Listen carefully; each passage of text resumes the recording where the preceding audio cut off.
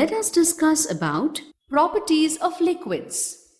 The liquids are less rigid than solids and are known for their flowing nature. The important properties of liquids are: liquids do not have fixed shape. They take up the shape of the container in which they are poured. This can be explained by performing the experiment. Take a known volume of water in a glass beaker. Then transfer water into a conical flask and finally into a round-bottomed flask. If we look at these flasks, we observe that the water has acquired the shape of all the three containers. From this experiment, we can conclude that liquids have no shape of their own. They take the shape of the container in which they are poured. Liquids have definite volume. Liquids do not have a fixed shape, but they have a definite volume. This can be shown by performing the experiment. Take some water in a beaker and mark the level of water in it. We will find that water takes the shape of the beaker. We pour this water from the beaker into other containers of different shapes one by one. First, we pour the water from beaker into a glass tumbler. We will find that the water takes the shape of the glass tumbler. Then, we pour this water in a conical flask. We will find that the same water now takes the shape of a conical flask. And finally, we pour the water from conical flask into a flat-bottomed flask. The water now takes the shape of a flat-bottomed flask. From this experiment, we conclude that water has no fixed shape of its own. It takes the shape of the container in which it is poured. Now let us pour the water from the flat-bottomed flask back into the original beaker. We will find that water fills the beaker up to the same mark.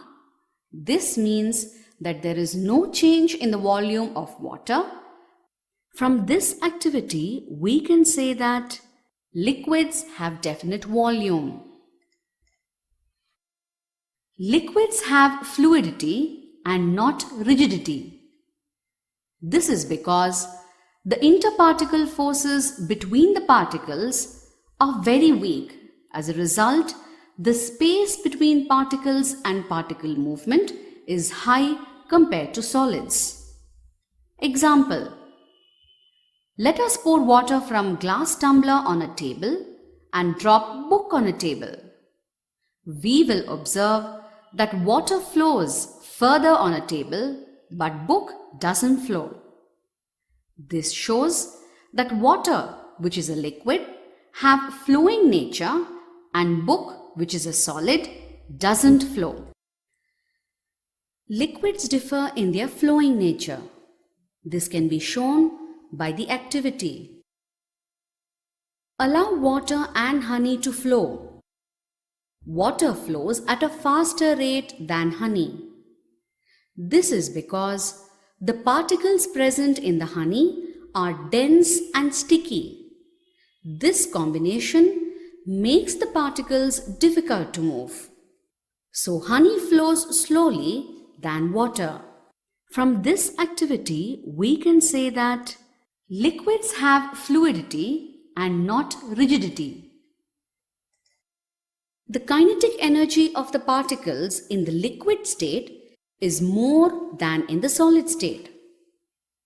As the interparticle forces of attraction are weaker, the particles in the liquid have more space compared to solids. From this, we can conclude that the kinetic energy of the particles in the liquid state of a substance is more than in solid state. Particles in the liquid state can easily diffuse. For example, water and milk are both liquids. They mix easily to form a liquid mixture. This is because the space between the particles in liquid is more, which enables diffusion and helps in intermixing of certain liquids. From this activity, we can say that particles in the liquid state can easily diffuse.